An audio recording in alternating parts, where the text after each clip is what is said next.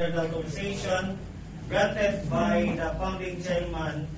This certificate of honorary member is hereby conferred upon Lieutenant Colonel Romeo F. Abuan,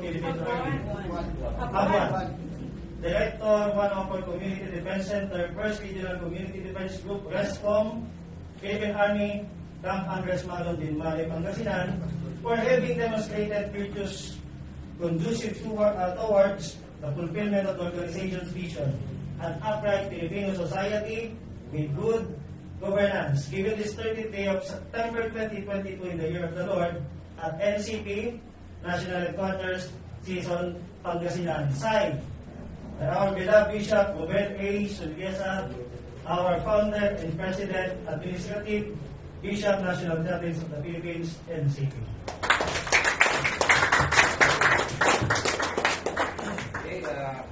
Okay,